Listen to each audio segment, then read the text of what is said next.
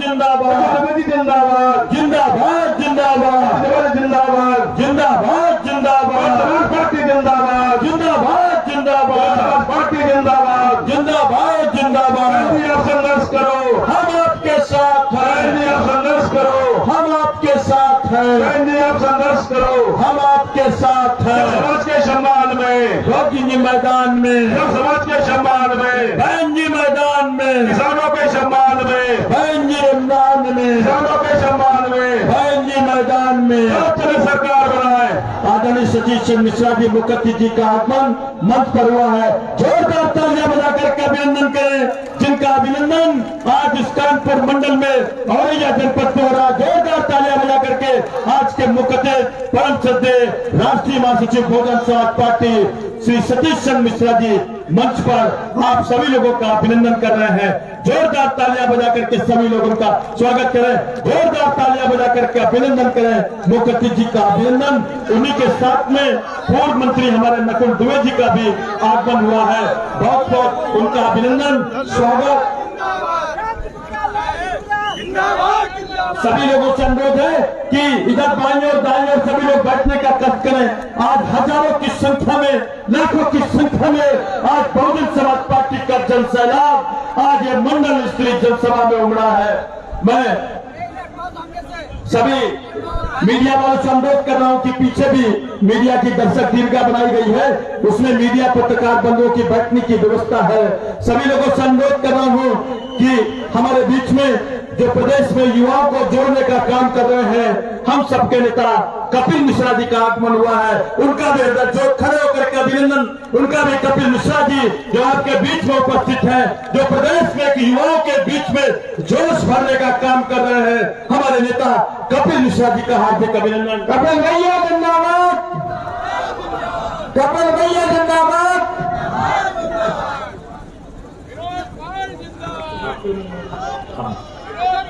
मैं अनुरोध कर रहा हूं कि हमारे कानपुर मंडल के 6 जिलाध्यक्ष सम्मानित जिलाध्यक्षों से अनुरोध करा आए और मुखर्जी जी का बड़ा माला फैला करके अभिनंदन करें। हमारे जो कानपुर मंडल के जिलाध्यक्ष हैं, सभी लोगों से अनुरोध कर रहा हूं कि आए और मुखर्जी जी का माला पहना करके अभिनंदन करें। हमारे सम्मानित सभी जिलाध्यक्ष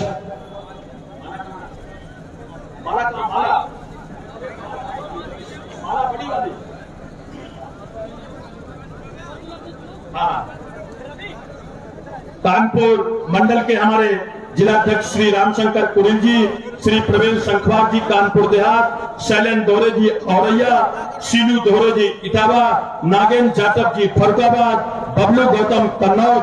6 जिलाध्यक्षों से अनुरोध कर रहा हूं कि आए और मुखर्जी जी का माला पढ़ करके अभिनंदन करें।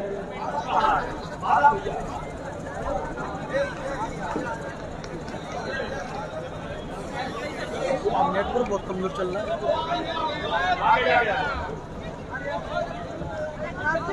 हमारे मुखर्जी जी का अभिनंदन हो रहा है। हमारे जिलाध्यक्ष जो कि आदरणीय, जोरदार तालियां बजाएं, हमारे मुखर्जी जी का अभिनंदन हो रहा है। सामने से तो हटिए, अरे सामने से हट जाओ भैया, और पीछे जोरदार तालियां बजा करके अभिनंदन, हाथ खड़े करके तालियां बजाएं। हमारे मुखर्जी जी माननीय परमादरणीय सतीश मिश्रा जी का कानपुर मंडल के जिलाध्यक्षों द्वारा अभिनंदन किया जा रहा है, स्वागत किया जा रहा है। इसी कड़ी में अब मैं अनुरोध करता हूं कि हमारे बीच में श्री रामजी शुक्ला जी और लालजी शुक्ला जी हमारे बीच में प्रभारी प्रत्याशी सिकंदरा विधानसभा, उनसे भी अनुरोध करेंगे कि आए और फरसा और प्रतीक चिन्ह भेंट करके अभिनंदन करें। श्री लालजी शुक्ला प्रत्याशी विधानसभा सिकंदरा, श्री लालजी शुक्ला जी का जोरदार तालियां बजा करके हमारे लालजी और रामजी भैया उनका अभिनंदन करके फरसा भेंट कर रहे हैं। जोरदार तालियां बजा करके गर्गाहट पैदा हो जाए, इस तरीके से तालियां बजाए मुखर्जी जी का स्वागत। इसी कड़ी में हमारे रामजी शुक्ला जी पूर्व विधायक, पूर्व मंत्री मुखर्जी जी का अभिनंदन कर रहे हैं। अनुरोध कर रहा हूं श्रीमती मधु गौतम जी प्रभारी प्रत्याशी विधानसभा बिल्हौर आए और बाबा साहब की मूर्ति का प्रतीक चिन्ह भेंट कर रही हैं मधु गौतम प्रत्याशी विधानसभा बिल्लौर। इसी कड़ी में अनुरोध करेंगे लाल दुबे प्रत्याशी विधानसभा दिव्यापुर, उनसे अनुरोध कर रहा हूं कि आए और हाथी भेंट करें। उसी कड़ी में हम अनुरोध कर रहे हैं हमारे बीच में अरुण मिश्रा जी प्रभारी प्रत्याशी है जो कि कल्याणपुर विधानसभा से, उनसे अनुरोध कर रहा हूं कि आए और चांदी का मुकुट भेंट कर या पहना करके साहब का स्वागत कर रहे हैं। अरुण मिश्रा जी चांदी का मुकुट जोरदार तालियां बजा करके अभिनंदन करेंगे। इसी कड़ी में अनुरोध कर रहा हूं श्री मोहन मिश्रा जी से कि आए और गणेश जी की प्रतिमा भेंट करके साहब का स्वागत करें। इसी कड़ी में अनुरोध कर रहा हूं मनसित दीक्षित जी प्रबंधक हैं राजन मेमोरियल प्रीमियम कानपुर मावर कानपुर देहात, जो कि प्रतीक चिन्ह भेंट करके अभिनंदन कर रहे हैं। मनसित दीक्षित जी जोरदार तालियां बजा करके अभिनंदन कर रहे हैं। मैं उसी कड़ी में अनुरोध कर रहा हूं कि हमारे बीच में श्री प्रदीप दोहरे पूर्व जिलाध्यक्ष औरैया आए और साहब को प्रतीक चिन्ह भेंट करके अभिनंदन करें। अनुरोध कर रहा हूं हमारे प्रियांक शुक्ला जी ब्राह्मण भाईचारा के जो कि विधानसभा संयोजक हैं, उनसे भी अनुरोध कर रहा हूं कि जोरदार तालियां बजा करके हमारे प्रदीप दोहरे जी पूर्व जिलाध्यक्ष द्वारा साहब का अभिनंदन। इसी कड़ी में हम अनुरोध कर रहे हैं अरविंद मिश्रा जी जो कि राधा कृष्ण की मूर्ति ला करके साहब का अभिनंदन कर रहे हैं। अनुरोध कर रहा हूं हमारे शैलेंद्र पांडे जी जो कि सुरक्षित विधानसभा रसूलाबाद के विधानसभा संयोजक है ब्राह्मण भाईचारा का, साहब को शाल पहना करके अभिनंदन कर रहे हैं। शैलेंद्र पांडे जी रसूलाबाद विधानसभा से। हमारे विपिन त्रिपाठी जी जो कि जिला उपाध्यक्ष प्रियांक शुक्ला जी जो कि बुके भेंट कर रहे हैं, विपिन त्रिपाठी जी और हमारे चंद्रशेखर सोनी जी, हमारे मुन्ना पाल जी, सभी लोग साहब का अभिनंदन कर रहे हैं। हमारे शैलेंद्र पांडे जी विधानसभा प्रत्याशी से हैं। अर्पित यादव जी जो कि हमारे जिला पंचायत सदस्य हैं, साहब का प्रतीक चिन्ह भेंट करके बुके भेंट करके साहब का अभिनंदन कर रहे हैं। हमारे अर्पित यादव सदस्य जिला पंचायत।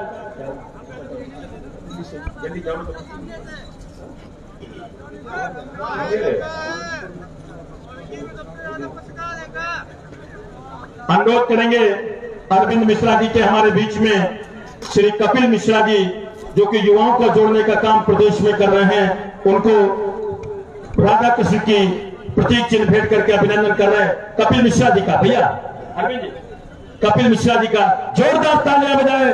हमारे युवा नेता है कपिल मिश्रा जी जो कि बहुजन समाज पार्टी में युवाओं को जोड़ने का काम कर रहे हैं। आज अगर सोशल मीडिया पर आज बहुजन समाज पार्टी जो सबसे ज्यादा दिखाई दे रही है, उसके प्रेरणा स्रोत हमारे युवा नेता कपिल मिश्रा जी हैं, जिन्होंने सोशल मीडिया पर करोड़ों समर्थकों को बहुजन समाज पार्टी से जोड़ने का काम किया है। हमारे बीच में मैं अनुरोध करूंगा जिलाध्यक्ष औरैया से कि नकुल दुबे जी हमारे बीच में हैं, उनका माल्यार्पण करके अभिनंदन करें। जिलाध्यक्ष औरैया।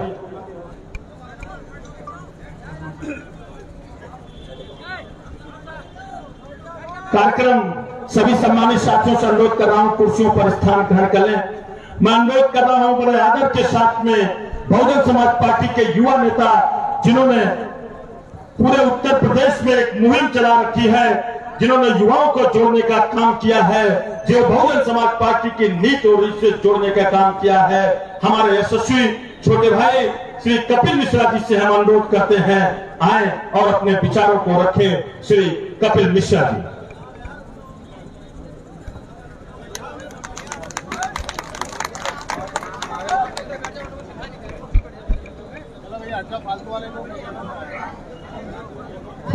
मीडिया बंधुओं से अनुरोध है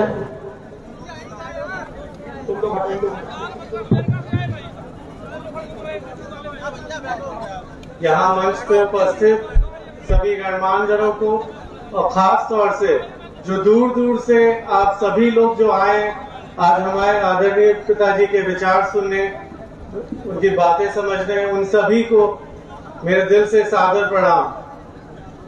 साथियों, हमें आदरणीय बहन जी के कार्यकाल के वक्त को याद करने की जरूरत है। उस समय सभी लोग कितने सुरक्षित थे, खास तौर से इस प्रदेश की महिलाएं आदरणीय बहन जी से अच्छा महिलाओं का दुख दर्द और कौन समझ सकता है। आदरणीय बहन जी का शासनकाल खत्म होते ही गुंडा राज शुरू हो गया है, जबकि जिसके चलते सबसे ज्यादा उत्पीड़न किसी के साथ हो रहा है तो वो हमारी महिलाओं के साथ हो रहा है। हर रोज आप अखबार खोलें तो कम से कम 5 से 6 महिलाओं के साथ हुए उत्पीड़न और शोषण की खबरें डेली छपती हैं। साथियों, इनके असली चेहरे को पहचानने की जरूरत है कि इनके कहने में और करने में कितना अंतर है। पिछले लगभग 10 साल से इस प्रदेश की सरकार को सिर्फ धोखा देने का काम पिछली 2 सरकारों ने करा है। इस सरकार ने, इसकी पिछली सरकार ने, इन्होंने 2 करोड़ नौकरियां देने का वादा किया था, बल्कि उसके बदले इन्होंने हर साल 2 करोड़ नौकरियां छीनने का काम किया है। कोरोना काल के वक्त जो लोग बेरोजगार हुए थे, जो अलग अलग प्रदेशों से मजबूरी में अपना काम भी छोड़ के वापस उत्तर प्रदेश आना पड़ा था, उनको आज तक रोजगार नहीं मिला है।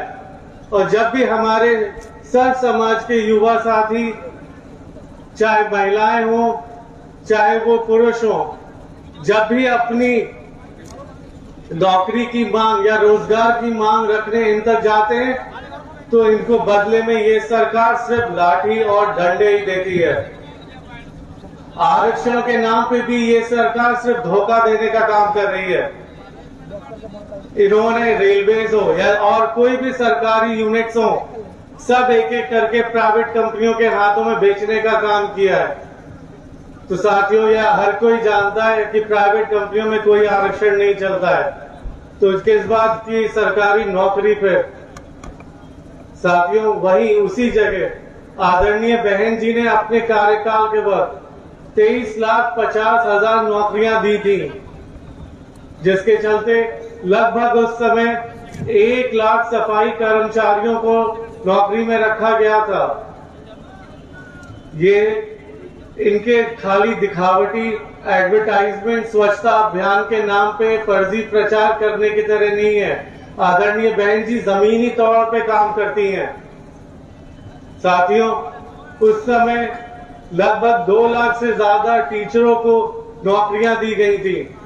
युवाओं के अच्छे भविष्य के लिए अनेकों school, colleges, IT college, engineering college, medical college, बल्कि कई यूनिवर्सिटीज खोली गई थी। साथियों, आदरणीय बहन जी के कार्यकाल के वक्त यमुना एक्सप्रेस वे बनाया गया, जिसने आगरा को दिल्ली से जो 5 घंटे की दूरी थी महज 2 घंटे में पूरा करने का जो काम कर रहा था। और जेवर एयरपोर्ट उसी के पास, जिसका आजकल आप लोग बहुत नाम सुन रहे होंगे। जेवर एयरपोर्ट का प्रपोजल आदरणीय बहन जी द्वारा रखा गया था और उसका जमीन भी उसी समय अधिग्रहण करके उसी समय उसके नाम पे रखा गया था। बल्कि ये नहीं कि जो आजकल आपने देखा होगा पूजा पाठ करके जेवर एयरपोर्ट के नाम पे अपना नाम बहुत वाहवाही लूट रहे हैं, यही वाहवाही उनको लूटनी होती तो 5 साल पहले जब इनकी सरकार बनी थी तो तब जाके ये पूजा पाठ क्यों नहीं कर दी। तब ये पूजा पाठ अगर कर दी होती और इनके मन में इच्छा होती तो अब तक वहां से हवाई जहाज उड़ रहे होते। साथियों, इनके कहने और करने में काफी फर्क है। ये लोग खाली एडवर्टाइजमेंट के द्वारा खाली अपने झूठे फर्जी प्रचार करते हैं, जिसके लिए 300 करोड़ पर मंथ हर महीना ये लोग खर्च करते खाली अपनी तस्वीरें अखबारों में, होर्डिंगों में, टीवी के एड्स में खाली छापने के लिए और दिखाने के लिए। और हर महीना अगर 300 करोड़ है तो आप सोच सकते हैं साल में 3600 करोड़ और 5 साल में 18,000 करोड़ खाली ये अपनी तस्वीरें छापने में खर्च कर चुके हैं। उसकी जगह यही 18,000 करोड़ और अभी 6 महीने का तो हिसाब भी नहीं पता कि पता नहीं इलेक्शन आते आते कितने हजारों करोड़ इन्होंने अपने एडवर्टाइजमेंट में छापे और खर्च करे हैं। अगर यही पैसा ये लोग युवाओं को रोजगार देने में, नौकरियां दिलाने में खर्च कर देते तो शायद इनको अपनी तस्वीरें छापने की जरूरत नहीं पड़ती। साथियों, मैं इसीलिए कहना चाहूंगा, आजकल सोशल मीडिया का जमाना है और सोशल मीडिया आजकल हर कोई इस्तेमाल कर रहा है, चाहे वो बड़ा से बड़ा शहर में कोई रह रहा हो या छोटे छोटे गांव में, हर किसी के पास मोबाइल फोन है, जिसका सबसे ज्यादा गलत इस्तेमाल अगर कोई कर रही है तो ये सरकार कर रही है अपने खाली झूठे प्रचार प्रोपेगेंडा फैलाने में। साथियों, मैं आप सबसे अनुरोध करना चाहूंगा कि आप सब लोग सोशल मीडिया के माध्यम से हमसे जुड़े। आपकी जो लोग हम तक नहीं पहुंच पा रहे हैं या दूर दूर प्रदेश में रहते हैं वो हम तक नहीं आ सकते हैं, तो वो सोशल मीडिया के माध्यम से हमसे जुड़ सकते हैं, अपनी तकलीफें रख सकते हैं। और मैं आपको ये वादा देता हूं कि आपकी एक एक तकलीफ नोट करी जाएगी और आदरणीय बहन जी तक आपकी एक एक तकलीफ पहुंचाई जाएगी और उसका समाधान करने का पूरा प्रयास किया जाएगा। साथियों, इसीलिए मैं कह रहा हूं सोशल मीडिया का इस समय सबसे जरूरी इस्तेमाल करना आपको है और इनके हर दुष्प्रचार का, गलत प्रोपेगेंडा का खुल के विरोध करने की आपको जरूरत है, क्योंकि ये किसी की भी आवाज दबा तो सकते हैं लेकिन सोशल मीडिया के माध्यम से ये आपकी आवाज नहीं दबा पाएंगे। हर कोई खुल के अपनी बात रख सकता है। और साथियों, ये एक ऐसा हथियार है जिसको जो चाहे जब चाहे खुल के इस्तेमाल कर सकता है इनका विरोध करने में। तो मैं इसीलिए आप लोग से अनुरोध करूंगा, मेरे पास बातें बहुत है, वक्त कम है, क्योंकि आप सब लोग मेरे आदरणीय पिताजी की विचार सुनने आए, काफी देर से यहाँ बैठे हैं। तो मैं आप सबसे बस यही अनुरोध करना चाहूंगा कि आप लोग जो जो बातें, उनके विचार आप लोग सुने तो उनको यहाँ छोड़ के नहीं जाना है। उनकी बातें, उनके विचार घर घर जाके पहुंचाना है और हर जगह कोई भी आपको इस सत्ता के नशे में या ताकत में आपको डराने दबाने की कोशिश करे, खासतौर से इस प्रदेश की महिलाओं को, तो उनको बस एक चीज बोल देनी है कि आदरणीय बहन जी आ रही हैं। जो भी आपको डराने दबाने की कोशिश करेगा वो खुद ब खुद डर के अपने घर में कहीं बिल में छुप के बैठ जाएगा। तो जो भी डरा है उसको बता दें कि आदरणीय बहन जी 5वीं बार इस प्रदेश की मुख्यमंत्री बन के आने जा रही हैं। साथियों, इन्हीं शब्दों के साथ मैं आपसे आज्ञा लेना चाहूंगा। जय भीम, जय भारत, जय परशुराम। बहुत बहुत धन्यवाद। हमारे परम आदरणीय कपिल मिश्रा जी ने बहुत अच्छे विचार रखे। इन विचारों को हमें जन जन तक पहुंचाने का काम करना है। मैं आमंत्रित करता हूं जिन्होंने प्रदेश में हम सभी लोगों को जोड़ने का काम किया है, दिन रात हम लोगों के बीच में मेहनत करते हैं, उत्तर प्रदेश सरकार के पूर्व कैबिनेट मंत्री परम श्रद्धेय बड़े भाई श्री नकुल दुबे जी को आमंत्रित करता हूं। जोरदार तालियां बजा करके आदरणीय नकुल दुबे जी का अभिनंदन करें। परम आदरणीय नकुल दुबे जी। सर्वप्रथम भारतीय संविधान के रचयिता परम पूज्य बाबा साहब भीमराव अम्बेडकर एवं बहुजन समाज पार्टी के संस्थापक माननीय कांशी राम साहब को श्रद्धासुमन अर्पित करते हुए आज कानपुर मंडल की इस विशाल जनसभा जो कि औरैया के इस ऐतिहासिक क्षेत्र में संपन्न हो रही है, आप सब लोगों का ये जन सैलाब देख करके लग रहा है कि लहर चल चुकी है। हाथी चिढ़ा रहा है, हाथी ललकार करके कह रहा है कि भाई हम किसी मीडिया वालों की परवाह नहीं कर रहे हैं। जो 2-4 लोग घूम घूम करके रुपए पैसे के लिए कुछ पार्टियों को दिखाने का काम करते हैं। आज हमारे इतने साथी नौजवान जो कि मीडिया से संबंधित है, आज बहुजन समाज पार्टी का अलग जलाते हुए पंडित सतीश चंद्र मिश्रा जी की अगुवाई में 5वीं बार आदरणीय बहन कुमारी मायावती जी को मुख्यमंत्री बनाने के लिए तैयार है। आज के इस समारोह के मुख्य अतिथि हम सबके मार्गदर्शक परम आदरणीय पंडित सतीश चंद्र मिश्रा जी, प्रदेश महासचिव मौलाना आजाद जी, पूर्व मंत्री रामजी शुक्ल जी, हमारे सभी सम्मानित प्रत्याशी बंधुओं, कानपुर जनपद के सम्मानित नगर अध्यक्ष श्री देवी तिवारी जी, मन परासीन संतरी गौतम जी, हमारे बहुत सारे सम्मानित साथी हैं, सबके नाम लूंगा तो काफी समय लग जाएगा। लेकिन मैं आप सबसे एक सवाल पूछना चाहता हूं, जितना जनमानस यहाँ पर बैठा खड़ा है, और आप सब लोग मुझे जवाब हाँ या नहीं में जरूर दीजिएगा। चाहे सहमत हो तब भी जवाब दीजिएगा, चाहे न सहमत हो तब भी जवाब दीजिएगा। मैं आप सबसे जानना चाहता हूं कि आज इस प्रदेश का और इस देश का किसान परेशान है कि नहीं है? सब लोगों को जवाब चाहिए, परेशान है कि नहीं है? हमारा बेरोजगार नौजवान परेशान है कि नहीं है? हमारी माताएं बहनें परेशान है कि नहीं है? अगर हमारे कर्मचारी वर्ग परेशान है कि नहीं है? हमारे मीडिया वाले परेशान है कि नहीं है? तो बताओ क्या इलाज है? सिर्फ इलाज एक है कि 2022 में आज इस मंच के माध्यम से तय करके जाओ कि हम सब लोग जब तक आदरणीय भरत कुमार जी को 5वीं बार प्रदेश का मुख्यमंत्री नहीं बना लेंगे, हम लोग चैन से बैठने का काम नहीं करेंगे। यही आह्वान करने में आप लोगों के बीच में आया हूँ। आपके और मुख्यमंत्री महोदय के बीच में बहुत देर तक बाधा नहीं बनना चाहता हूँ, लेकिन इतना जरूर कहूंगा कि अगर आप परेशान हो तो आपकी परेशानी सड़कों पर दिखाई देनी चाहिए। आप टेलीविजन के चक्कर मत जाइए, आप 2-4 चैनलों के चक्कर मत जाइए, क्योंकि आपने देखा है कि जब बटन दबता है तो जहां पर हाथी रहता है वहां पर सारा का सारा बटन आपको नीला ही दिखाई पड़ता है, नीले के अलावा हाथी के अलावा आपको कोई दिखाई नहीं पड़ता। तब आप लोग भूलते अरे भैया वो तो पार्टी गठबंधन कर ली, अरे महागठबंधन कर लिया। अरे हाथी जब चलता है तो सब लोग उसके पीछे पीछे अपने आप चलने लगते हैं, एक बड़ा जनसैलाब अपने आप हो जाता, अपने आप इकट्ठा हो जाता है।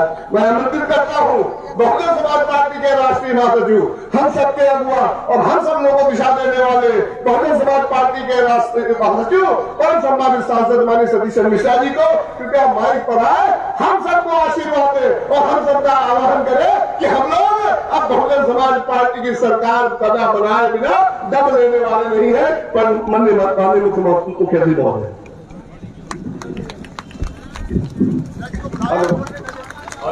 हेलो, जोरदार नारा सभी लोग लगाएंगे। बहुजन समाज पार्टी जिंदाबाद, बहुजन समाज पार्टी जिंदाबाद, बहुजन समाज पार्टी जिंदाबाद, जिंदाबाद जिंदाबाद सतीश मिश्रा जिंदाबाद, जिंदाबाद जिंदाबाद सतीश मिश्रा जिंदाबाद, जिंदाबाद जिंदाबाद राजकुमारी मावती जी जिंदाबाद, जिंदाबाद जिंदाबाद राजकुमारी मावती जी जिंदाबाद। जिंदाबाद जिंदाबाद। सुने परम आदरणीय परम श्रद्धेय राष्ट्रीय महासचिव श्री सतीश चंद्र मिश्रा जी। मंच पर उपस्थित बहुजन समाज पार्टी के हमारे सभी सम्मानित नेतागण, श्री नकुल दुबे जी, पूर्व कैबिनेट मंत्री उत्तर प्रदेश, श्री रामजी शुक्ल जी, पूर्व मंत्री उत्तर प्रदेश सरकार, श्री देवी प्रसाद तिवारी जी, अध्यक्ष महानगर कानपुर, श्रीमती मधु गौतम जी, प्रत्याशी बिल्लौर, श्री लालजी शुक्ला जी, प्रत्याशी सिकंदरा, श्री विनोद पाल जी, प्रत्याशी अकबरपुर रनिया, श्री प्रशांत अहिरवार जी, प्रत्याशी धर्मपुर सुरक्षित, मोहन मिश्रा जी, किदवई नगर, अरुण मिश्रा जी, कल्याणपुर, श्री दुर्गा प्रसाद जी, कायमगंज फरुखाबाद, श्री अरुण दुबे जी, लाल दुबे दिव्यापुर तथा श्री मानवेंद्र आजाद जी, यहां पर उपस्थित नरेंद्र कुशवाहा जी, मंडल संयोजक कानपुर मंडल, श्री अनिल पाल जी, जाकिर हुसैन सिद्दीकी जी, बहुआ तिवारी जी, रामशंकर कुरील जी, श्री देवेंद्र संखवार जी, शैलेंद्र दोहरे जी, शीलू दोहरे जी, नागेंद्र जाटव जी, बबलू गौतम जी, विवेक शाख जी, रामनारायण निषाद जी, श्री शुभम, श्री भीमराव अंबेडकर, श्री प्रवेश कुरील जी, श्री बौद्धप्री गौतम, संघप्री गौतम, श्री प्रदीप निगम तथा यहाँ पर बहुत से लोग हमारे पार्टी के वरिष्ठ कार्यकर्ता हैं और यहाँ पर मौजूद हमारे सभी कार्यकर्ता जो आज इतनी बड़ी संख्या में हम सबका उत्साह बढ़ाने के लिए आए। मीडिया के साथियों, भाइयों, आज 17 तारीख हो गई है और 17 तारीख के बाद इस महीने में सिर्फ 13 दिन बचते हैं। पहली तारीख या दूसरी तारीख को चुनाव की घोषणा होना निश्चित है, क्योंकि पिछली बार भी 2017 में 3 जनवरी को हुई थी। अगर 3 जनवरी भी मान लें तो आज से हमारे पास सिर्फ और सिर्फ 15 दिन बचे हैं। इन 15 दिनों में आपको अपना भविष्य बनाने के लिए, इस प्रदेश का भविष्य सुधारने के लिए, आने वाली पीढ़ियों को उनका सही रास्ता उनको आगे चल के मिले, उसके लिए आपके पास ये 15 दिन का समय है। और इन 15 दिनों में आप जितनी मेहनत कर लेंगे, जितना अपनी ताकत लगा लेंगे, उतना ही आप अपना और बहुजन समाज पार्टी का, हम लोगों का जनाधार बढ़ाने का काम करेंगे। बहुजन समाज पार्टी की लगभग पहले 75 जिलों में हमने मीटिंग की थी, आपके जिले में भी आए थे, प्रबुद्ध सम्मेलन किए थे और बहुत बड़ी संख्या में, जैसे आज आप इतनी बड़ी संख्या में, हजारों की संख्या में यहां पर इकट्ठा हैं और इतनी देर से बैठे हैं।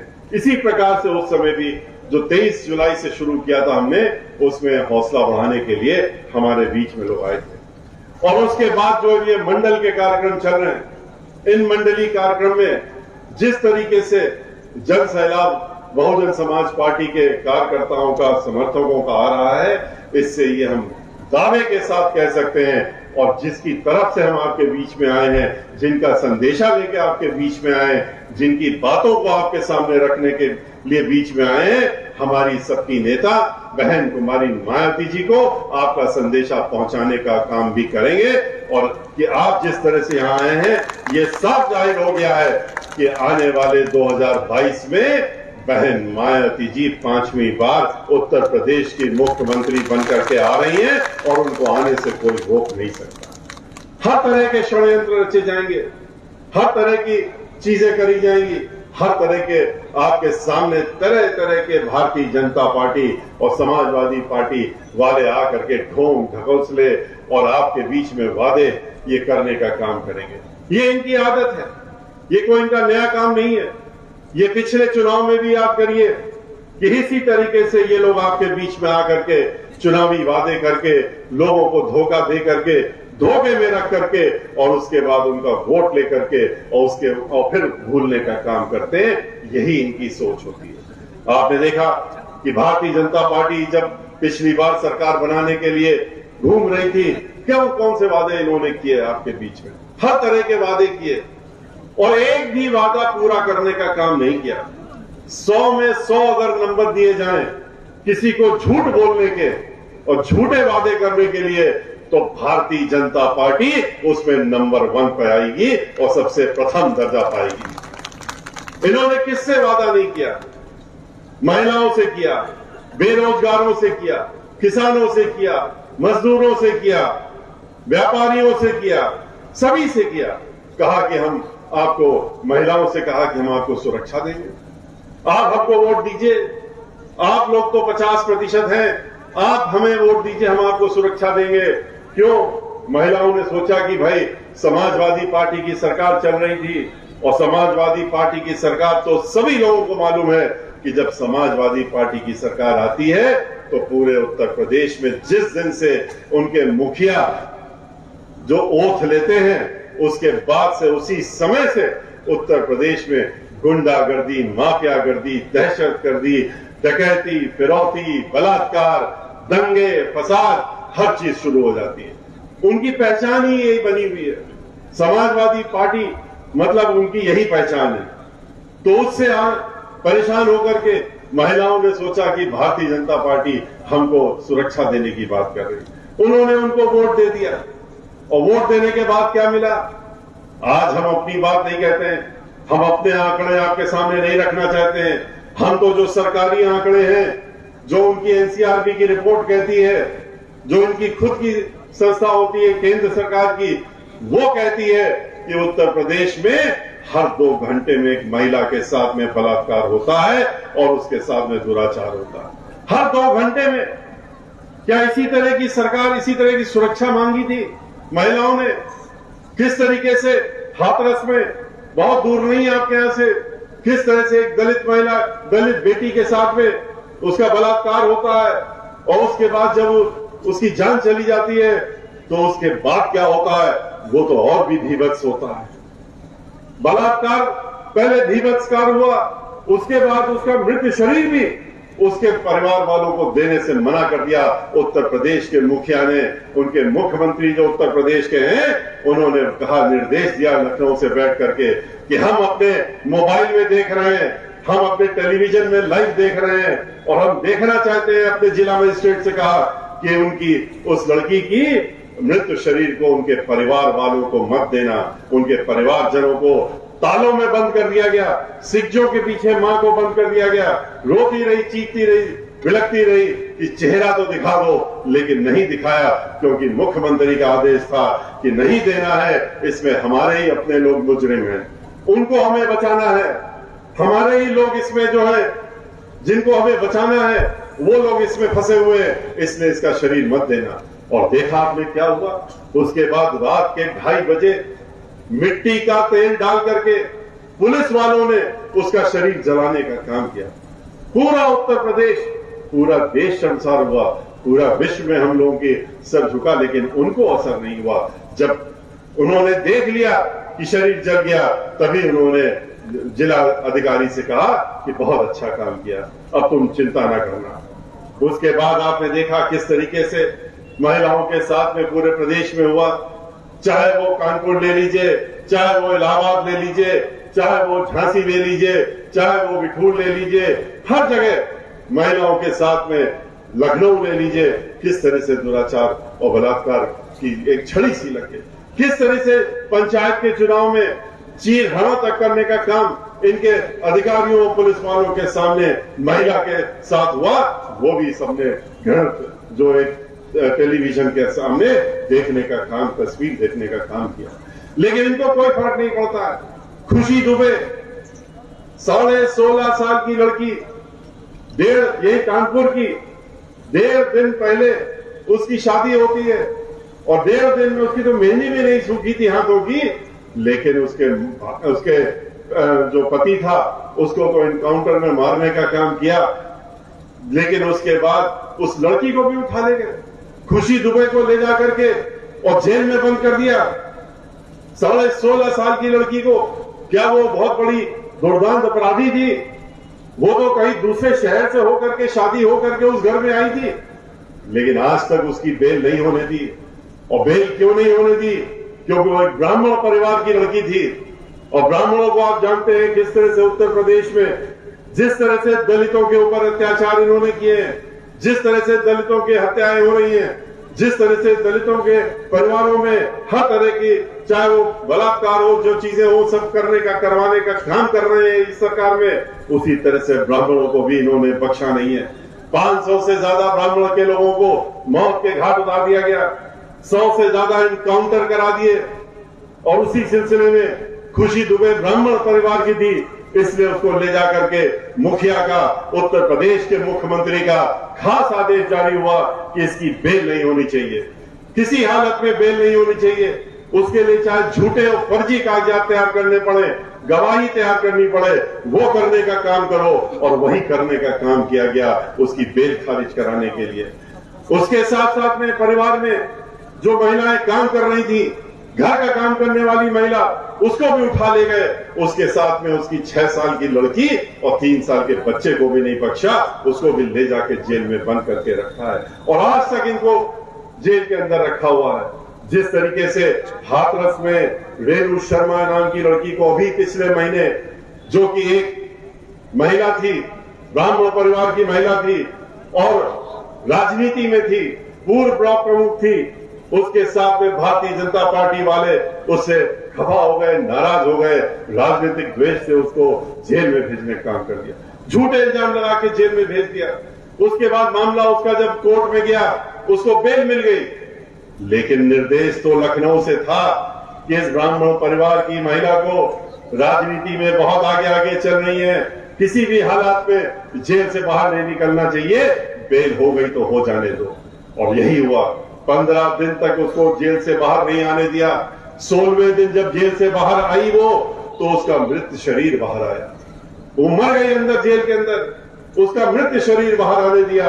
जिस तरह से ये इंतजार कर रहे हैं कि खुशी दुबे की इनको कब सूचना मिले और उसके बाद उसके शरीर को बाहर निकालने का काम करे, इसी प्रकार से इन्होंने रेणु शर्मा के साथ में किया। और ये कहते हैं ये वोट लेने का काम किया सुरक्षा के नाम पे। याद करिए बहन मायावती जी का कार्यकाल, रात के 12 बजे भी अगर किसी को जाने की जरूरत पड़ती थी, किसी महिला को घर से बाहर किसी भी काम से, जरूरी काम से, सोचती नहीं थी, वो घर से निकल जाती थी, बेहिचक निकल जाती थी, क्योंकि उसको ये मालूम था कि उसकी तरफ कोई गलत निगाह उठा के नहीं देख सकता, क्योंकि उत्तर प्रदेश की मुख्यमंत्री बहन मायावती जी हैं, ये उसको मालूम रहता था।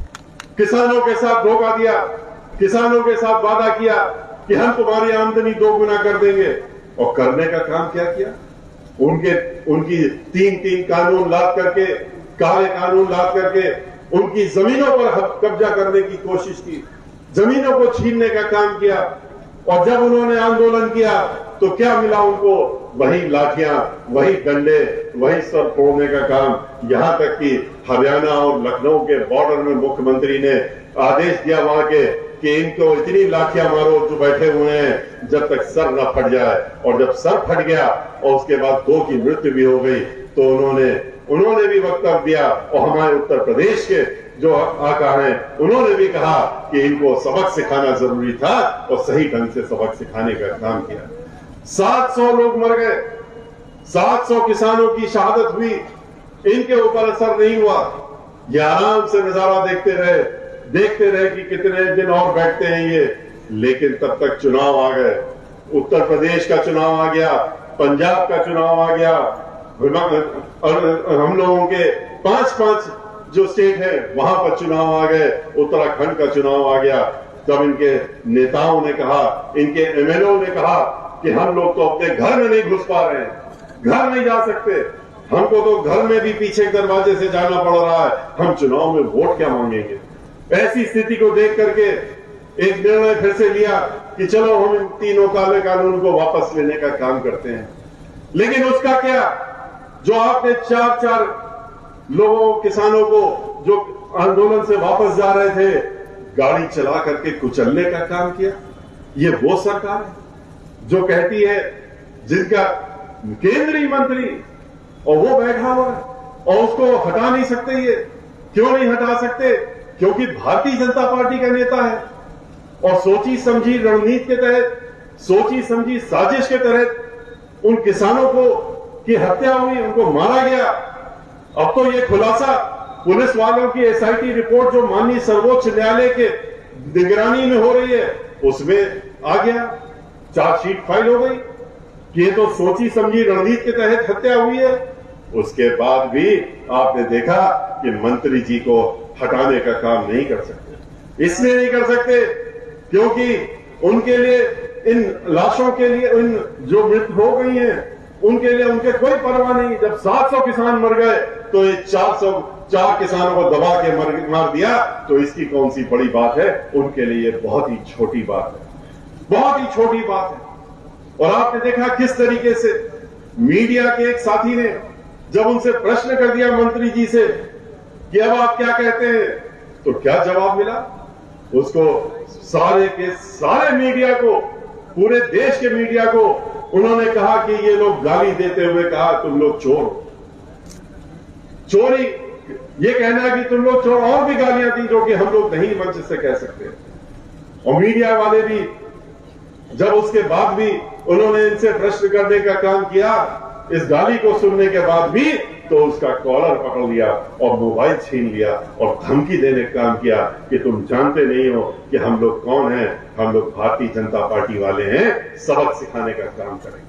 ठीक उसी प्रकार से इनकी सोच ही ऐसी है, जैसे आपके ही पड़ोस में हरिद्वार चौबे जी आगरा से जो राज्यसभा के सांसद बने, जब मीडिया के लोगों ने उनसे प्रश्न किया, जब वो बाहर निकल रहे थे, कहा कि आप क्या सोच रहे हैं, चुनाव सर पे हैं, पूरे प्रदेश का ब्राह्मण समाज लामबंद हो गया है, आपके खिलाफ हो गया है, आपके विरुद्ध हो गया है।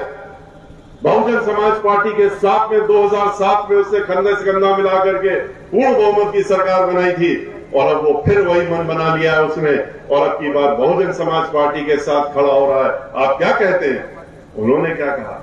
उन्होंने कहा अरे कोई चिंता की बात नहीं है, ये ब्राह्मण ससुरे जइए कहां, इनका तो हमारे पास ही आना है, ये पलट के हमारे ही पास आएंगे, इनको हम झुंझुना दिखाएंगे, इनको हम धर्म का झुंझुना दिखाएंगे, इनको हम तरह तरह के और लुभावने चीजें दिखाएंगे और ये हमारे साथ में आ जाएंगे। मैं उनसे कहना चाहता हूं कि आपको बहुत बड़ी गलतफहमी है। ब्राह्मण समाज ने 2007 में जब उत्तर प्रदेश में ही नहीं पूरे देश में अपना नाम पहुंचाने का काम किया था, जब सर्वजन सुखाय और सर्वजन हिताय की सरकार बनाने का काम बहन मायावती जी के नेतृत्व में बनाने का काम किया था, तो समूचे ब्राह्मण समाज उठ करके खड़ा हुआ था, इकट्ठा हुआ था और बीएसपी के साथ आकर के उसने सर्वजन हिताय की सरकार बनाने का काम किया था। और अब की बार भी यही होने वाला है, क्योंकि ब्राह्मण समाज ने देख लिया था कि आपने क्या किया है। आपने तो 500 लोगों को मरवा दिया, 100 एनकाउंटर करा दिए। समाजवादी पार्टी तो ब्राह्मण समाज को ऐसे ही अपना पहला और आखिरी दुश्मन मान के चलती है और जिस तरह से दलित समाज को दुश्मन मानती है उसी तरह से ब्राह्मण समाज को मानती है। लेकिन बहन मायावती जी ने तो जो कहा था वो करके दिखाया। उन्होंने कहा था कि हम आपका खोया हुआ मान सम्मान लौटाने का काम करेंगे, तो उन्होंने लौटाने का भी काम किया था। 15 उन्होंने कैबिनेट मंत्री ब्राह्मण समाज के बनाए थे। उन्होंने 45 लोगों को जिता करके भेजने का काम किया था। श्री नकुल दुबे भी यहाँ बैठे हैं, श्री लालजी शुक्ला जी भी यहाँ बैठे हैं। इन लोगों को भेजने का काम किया था, मंत्री बनाने का काम भी किया था और उसके बाद 1 दर्जन से ज्यादा विधान परिषद में भेजने का काम किया था। आधा दर्जन लोकसभा में भेजा था। पार्टी का नेता तो उन्होंने 17 साल से हमको बना ही रखा है और राज्यसभा में लोकसभा में भी बनाने का काम किया है। बहन मायावती जी ने हर स्तर पर जब सर्वजन को उन्होंने सम्मान दिया, हरेक को अपना स्थान दिया, हरेक को उचित स्थान दिया, तो उन्होंने ब्राह्मण समाज को भी पीछे छोड़ने का काम नहीं किया। अगर वादा किया था उन्होंने तो उसको पूरा करने का काम किया। इसलिए अब की बार ब्राह्मण समाज अपना मन बना चुका है। वो जानता है कि आज दलित समाज के साथ में जिस तरह से ये सरकार उनके साथ में नाइंसाफी कर रही है, उसी प्रकार से ब्राह्मण समाज के साथ भी कर रही है। और अल्पसंख्यक समाज के लोग तो मौका ढूंढ रहे हैं, अगले 2 महीने गिन रहे हैं कि ये 2 महीने कब पूरे होंगे और कब हम बहन मायावती जी को मुख्यमंत्री बनाने का काम करेंगे। जिस तरह से उनको आतंकित करने का काम किया है, जिस तरह से डराने धमकाने का काम किया है, उसका बदला लेने के लिए वो सब के सब तैयार बैठे हैं। वो भूल नहीं सकते कि समाजवादी पार्टी की सरकार में किस तरह से 134 101 2 नहीं, 10-20 नहीं, 100 नहीं, 134 दंगे हुए थे उत्तर प्रदेश में। और ये बहन मायावती जी की सरकार में ठीक उसी के विपरीत एक छोटा सा भी दंगा फसाद तो छोड़िए, एक छोटा सा झगड़ा भी नहीं होने पाया था, क्योंकि भाईचारा बना करके बहन मायावती जी ने सरकार चलाने का काम किया था। इसलिए आज इन दोनों पार्टियों का चेहरा इनके सामने आ चुका है। कहा था 2 गुनी आमदनी कर देंगे किसानों से, इन्होंने तो नहीं किया। 25 रुपए देने का काम किया है, वो भी चुनाव के ठीक पहले। जब चुनाव आ गया तो 5 रुपए महीने के हिसाब से बढ़ाने का काम किया है गन्ना का मूल्य। लेकिन बहन मायावती जी जब उनकी सरकार थी उन्होंने कोई वादा नहीं किया था, उन्होंने कुछ नहीं कहा था कि हम 2 महीने की सरकार 2 गुना बनाने का काम करेंगे। लेकिन किसान उनके दिल में बसते हैं, गरीब उनके दिल में बसते हैं। उनके दिल में चाहे किसी भी जात किसी भी धर्म का गरीब व्यक्ति हो, उनके दिल में बसता है, उनके बारे में सोचने का काम करती हैं। इसीलिए उन्होंने अपनी सरकार में जो गन्ना का मूल्य 125 रुपए था उसको बढ़ा करके 250 रुपए करने का काम, 2 गुना करने का काम बहन मायावती जी ने किया। ये लोग नाटक करते हैं, ढोंग करते हैं, जाते हैं गरीबों के यहाँ, झोपड़ियों में जाते हैं, खाना खाते हैं, दस्तरखान लगा करके और उसके बाद मीडिया को भी ले जाते हैं, दिखाने का काम करते हैं। देखिए हम तो दलित के घर में आए हैं, हम तो गरीबों के घर में आए हैं, हम खाना इनके साथ जमीन में बैठ के खा रहे हैं, बड़े बड़े इनके नेता। लेकिन ये भी तो बताने का काम करें। अगर बता भी देंगे तो मीडिया की मजबूरी होती है कि वो दिखा नहीं सकता, क्योंकि उनके आकाओं के ऊपर जो मीडिया के मालिक हैं उनके ऊपर इन्हीं का जोर चलता है। इसलिए उनकी मजबूरी होती है, वरना वो असलियत दिखाने लगे तो वो ये भी दिखा देंगे कि 5 दिन पहले से उन घरों में जिसमें जाने की योजना बनाते हैं उसको पहले साफ सुथरा करने का काम करते हैं, लीप पोतने का काम करते हैं, नए बर्तन ला करके रखने का काम करते हैं, खाना भी बाहर से बना करके और वहां पर पहुंचा देते हैं और फिर कहते हैं कि हमने परोस करके खाना यहां खाया। बहन मायावती जी इस तरह का नाटक नहीं करती हैं। मीडिया के लोग हमसे पूछ रहे थे कि वो क्यों नहीं झोपड़ी में जाती। मैंने उनसे कहा कि वो दिखावे की राजनीति नहीं करती हैं, वो इस तरह का नाटक करने का काम नहीं करती हैं। हाँ करती हैं, क्या करती हैं? बहन मायावती जी जो झोपड़ी में रहते हैं गरीब लोग, जो झोपड़ियों में अभी भी रह रहे हैं, जो झोपड़ियों में रह रहे थे लोग, उनको झोपड़ी से बाहर निकाल करके और उनके लिए 2-2 कमरे का पक्का मकान मुफ्त देने का काम बहन मायावती जी ने किया। 20 लाख मकान दिए थे मानवर काशीराम जी की योजना में, 2-2 कमरे के हर जिले में, और 1 लाख जो मकान और बन रहे थे, 80 लाख मकान जो और बन रहे थे पूरे उत्तर प्रदेश में, समाजवादी पार्टी की सरकार ने आते ही उसको बंद कर दिया था। वरना बहन मायावती जी की योजना थी कि अगले 5 वर्ष में उत्तर प्रदेश में एक भी गरीब व्यक्ति हमको झोपड़ी में न मिले, अपने मकान में सम्मानजनक तरीके से रह रहा। जिस तरीके से उन्होंने, लोग ये आते हैं कहते हैं कि हम आपको लैपटॉप देंगे, हम आपको मोबाइल देंगे बेरोजगारों से तो क्या वादा किया था इन्होंने? अभी आपके सामने कपिल मिश्रा ने रखा कि कहा था हम 2 करोड़ नौकरियां देंगे, और नौकरी लेने का काम किया, देने का काम तो नहीं किया। और जब वो लोग गए लाठी डंडे खाए तो उसके बाद सलाह क्या देते हैं? कहते तुम लोग तो बहुत ज्यादा पढ़े लिखे हो, पीएचडी होल्डर हो, इंजीनियर हो, डिग्री होल्डर हो, तो एक सलाह देते हैं तुमको, और सलाह ये देते हैं कि तुम जाओ और पकौड़ा बेचने का काम करो, तुम लोग पकौड़ा बेचो। ये सलाह दे रहे हैं उनको। पकौड़ा बेचना, खुंचा लगाना, ठेला लगाना, ये हम लोग कोई, हमारी पार्टी कोई बुरा नहीं मानती। हमारी पार्टी तो गरीबों के लिए बनी, गरीबों के लिए काम करती है, दिन रात इनके लिए लगी रहती है, लेकिन धोखा देने का काम नहीं करती। कि आप पढ़े लिखे नौजवान साथियों को, जो जिनके माता पिता ने अपने पूरे जीवन की पूंजी लगा करके उनको पढ़ाया लिखाया कि डिग्री हासिल करके नौकरी पाएंगे, उनको आप ये करते हैं। और फिर कहते हैं चुनाव आता है, आजकल घूम रहे हैं, एक पार्टी कह रही है मोबाइल दे रहे हैं, एक पार्टी कह रही है लैपटॉप देंगे, कोई कहता है घुस देंगे।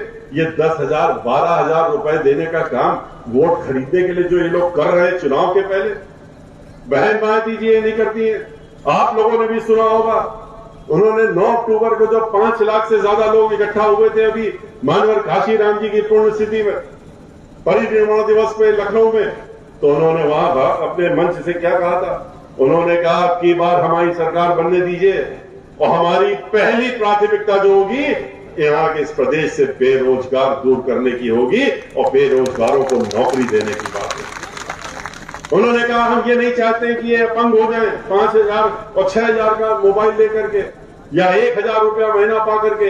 हम चाहते हैं कि इनके हाथ में हर महीने तनख्वाह के 50,000 रुपए आए, जिससे ये अपना जीवन चला सके, अपने परिवार का जीवन भी सम्मानजनक चला सके। और ये उन्होंने करके दिखाया।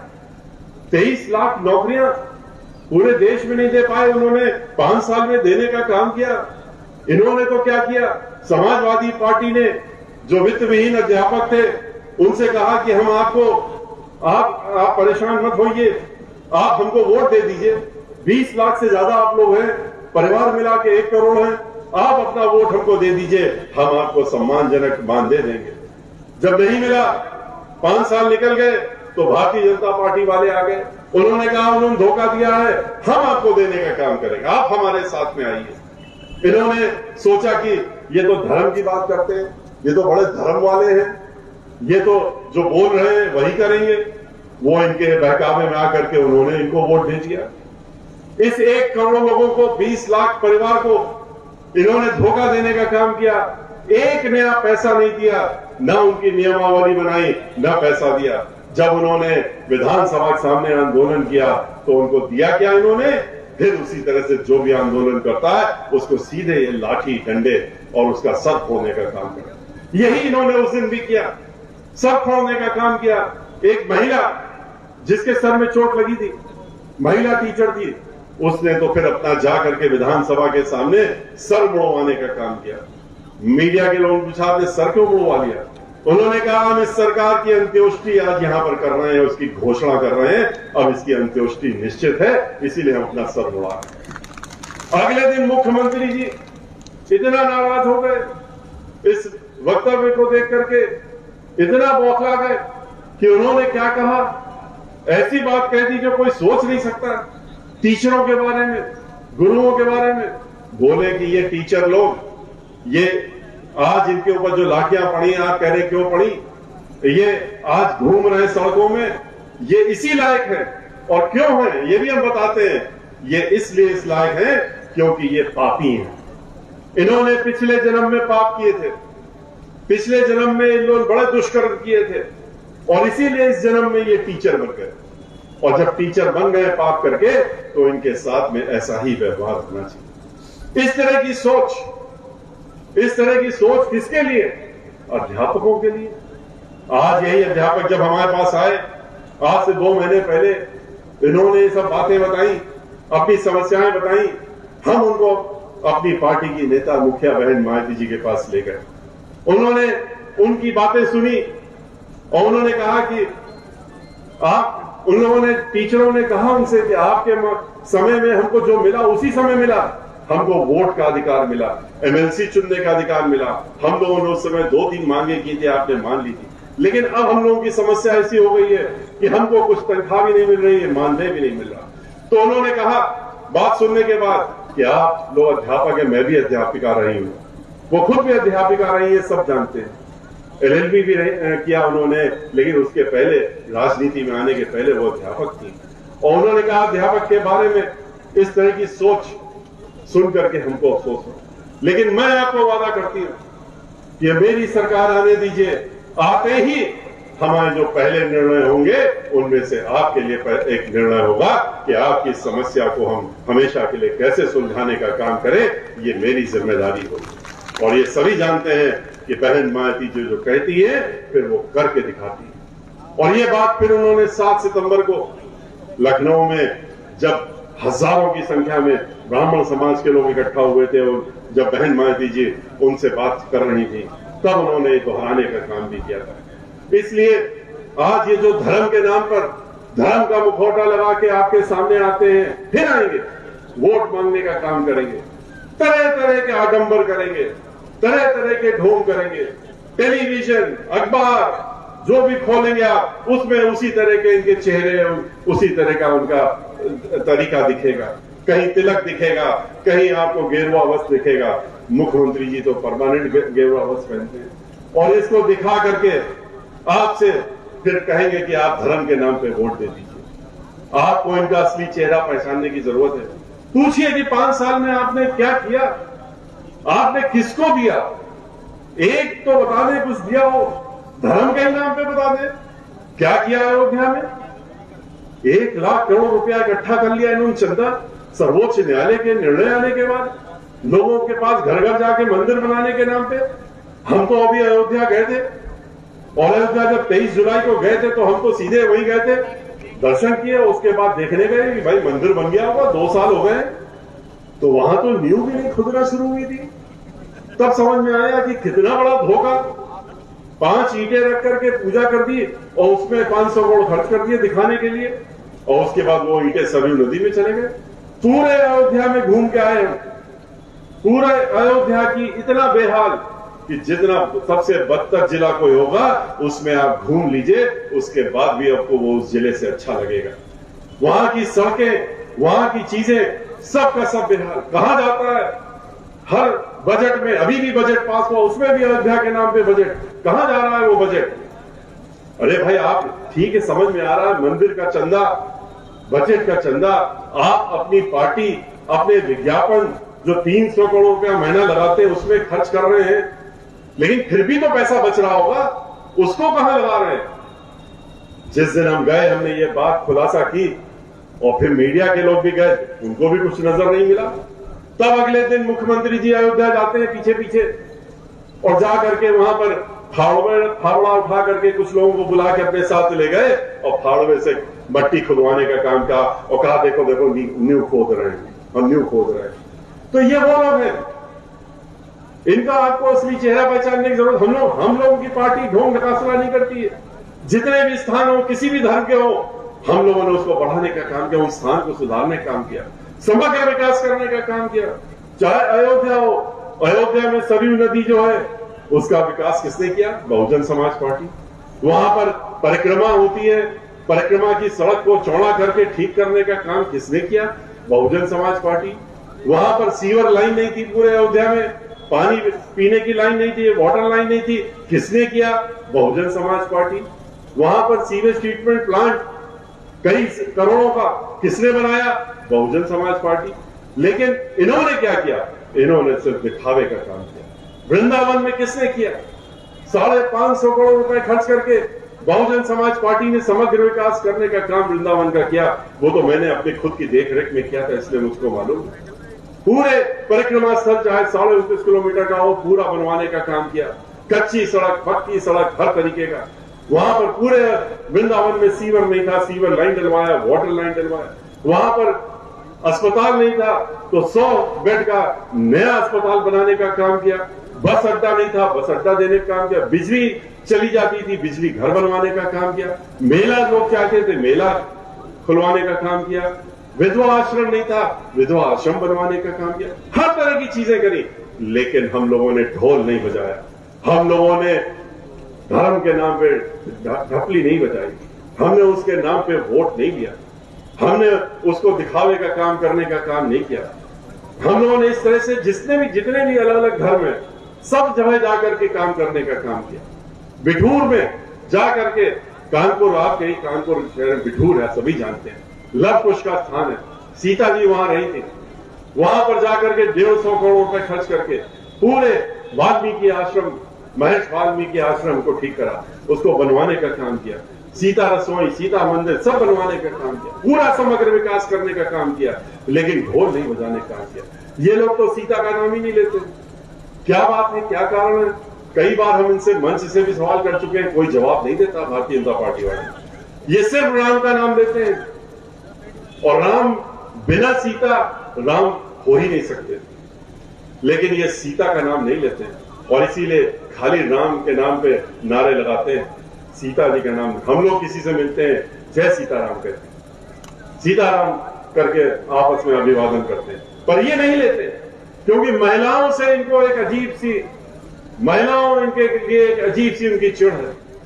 महिलाओं से इनको परेशानी होती है, और इसीलिए आज उत्तर प्रदेश में बहुजन समाज पार्टी की मुखिया बहन मायावती जी के साथ में खुशी की बात है कि पूरे प्रदेश में आज जो उत्तर महिलाएं हैं, वो महिलाएं खुल करके बहुजन समाज पार्टी का समर्थन करने के लिए खुलेआम निकल रही हैं। जो महिलाओं की बैठकें हो रही हैं, हमारी धर्म पत्नी श्रीमती कल्पना मिश्रा आगरा में भी किया था, वृंदावन में भी किया था, जिले प्रदेश के हर जिले में जा रही महिलाओं, जहां बुला रही उनको जाती। लेकिन हमें नहीं खुद, जिस तरह से महिलाएं, इतनी उम्मीद हमें भी, जिस तरह महिलाएं वहां पर इकट्ठा हो रही हैं, और जिस तरह से महिलाएं बहन मायावती जी को मुख्यमंत्री के रूप में देखना चाहती हैं, चाहे वो शहर की महिलाएं हो, चाहे वो देहात की महिलाएं हो, वो सब के सब इंतजार कर रही हैं अगले 3 महीने का कि कब 3 महीने निकलेंगे और हम लोग बहन मायावती जी को अपने मुखिया के रूप में देखने का काम करेंगे।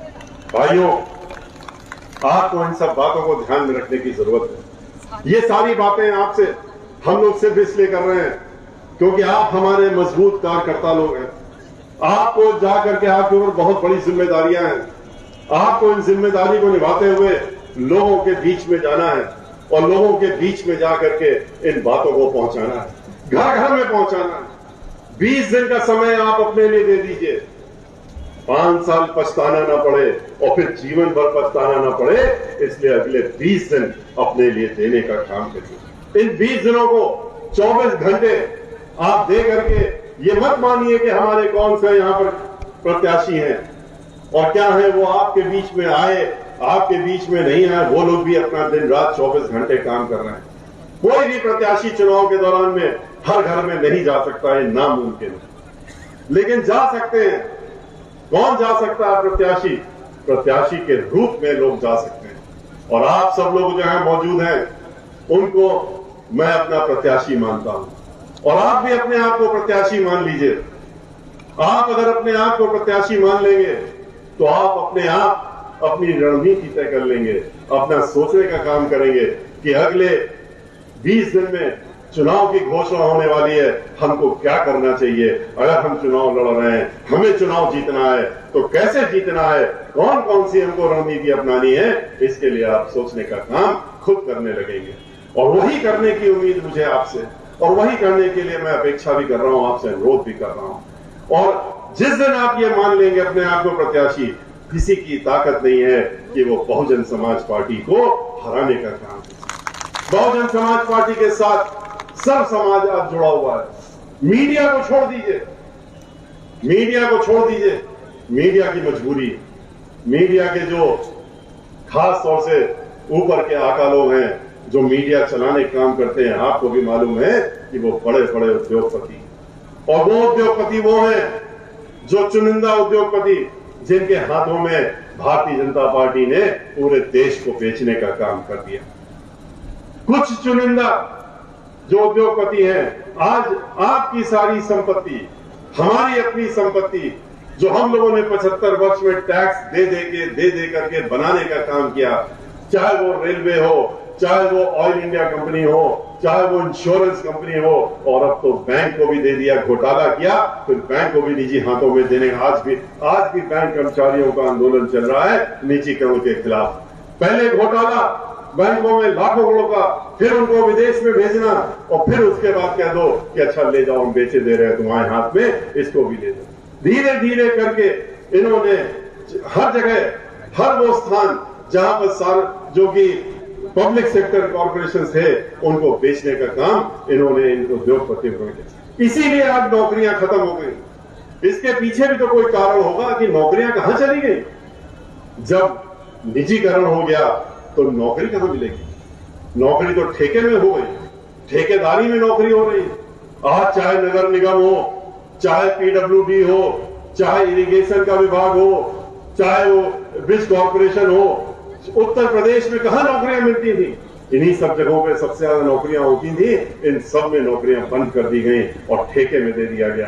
और ठेके में न कोई रिजर्वेशन होता है और न ठेके में जो अनरिजर्व सीटें उनको भी मिलने काम होता है। वहां तो 5,000, 7,000, 8,000 में इंजीनियर से भी काम लिया जा रहा है। इस स्थिति में हम लोगों को इन लोगों ने पहुंचाने का काम कर दिया।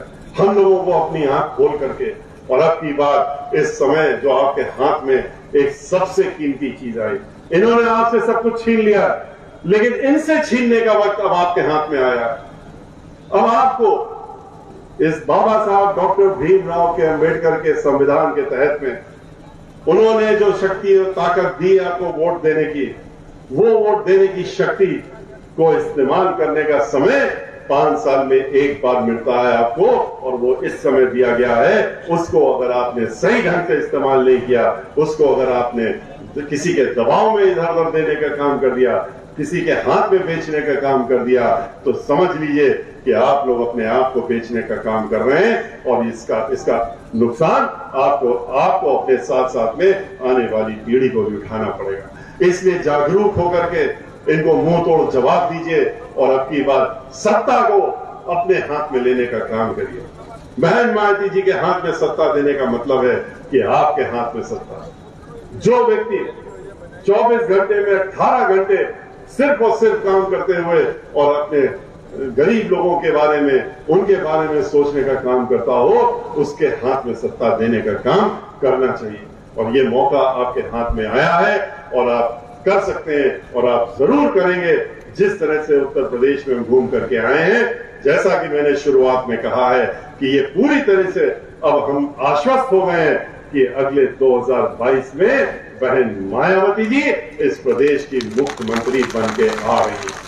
मैं अपनी बात समाप्त करने के पहले ये जरूर चाहूंगा कि अगर आपको हमारी बातें समझ में आ गई हैं और आप हमारी बात को अपने साथ में ले जाकर के औरों के बीच में पहुंचाने का संकल्प ले रहे हैं और ये भी संकल्प ले रहे हैं कि अब की बार हम बहन मायावती जी को उत्तर प्रदेश का 5वीं बार मुख्यमंत्री बनाएंगे तो एक बार खड़े होकर के अपने दोनों हाथ उठा करके और हमको इशारा कर दीजिए, हम भी समझ जाएंगे कि आप हमारे साथ में हैं और हमारी बातों। बहुत बहुत धन्यवाद, बहुत खुशी हुई आपको देख करके इस उत्साह को बढ़ाते हुए, बहुत बहुत धन्यवाद।